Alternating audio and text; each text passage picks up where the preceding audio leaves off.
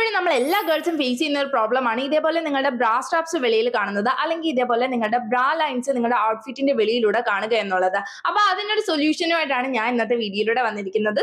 ഇങ്ങനത്തെ ഇഷ്യൂസ് ഒക്കെ വരാതിരിക്കാനായിട്ട് നിങ്ങൾക്ക് വേണ്ടുന്ന മെയിൻ 3 ബ്രാസ് ഏതൊക്കെയാണെന്ന് ഞാൻ പറഞ്ഞുതരാം. മാത്രമല്ല ഒരു ബോണസ് ടിപ്പും കൂടെ നിങ്ങൾക്ക് ഞാൻ പറഞ്ഞുതരാം. ഫസ്റ്റ് വൺ ഇതേപോലത്തെ ടീഷർട്ട് ബ്രാസ്. ഇത് നിങ്ങൾക്ക് ഓവർ സൈസ്ഡ് അതേപോലെ ഫിറ്റഡ് ടോപ്സിന്റെ ഒക്കെ കൂടെ പെയർ ചെയ്യാനായിട്ട് വളരെ നല്ലൊരു ഓപ്ഷൻ ആണ്. ഇത് സീംലെസ് ആൻഡ് നോൺ വയർഡ് ആയതുകൊണ്ട് തന്നെ നിങ്ങളുടെ ബ്രാ ലൈൻ കാണുന്നു എന്ന് പറയുന്ന ആ ഒരു ഇഷ്യൂ സോൾവ് ആക്കാനായിട്ട് ഇത് ഹെൽപ്പ് ചെയ്യുന്നതായിരിക്കും. മാത്രമല്ല ഇത് വേറെ ആണെങ്കിൽ പക്ക കംഫർട്ടബിൾ എഫക്ട് നിങ്ങൾക്ക് കിട്ടുന്നതാണ്. വൈഡ് നെക്ക് ഉള്ള ടോപ്പുകളാണ് യൂസ് ചെയ്യുന്നതെങ്കിൽ നിങ്ങൾക്ക് പറ്റിയൊരു ബെസ്റ്റ് ഓപ്ഷൻ ആണ് ഇതേപോലെ ബാൽക്കണറ്റ് ബ്രാസ് എന്ന് പറയുന്നത്.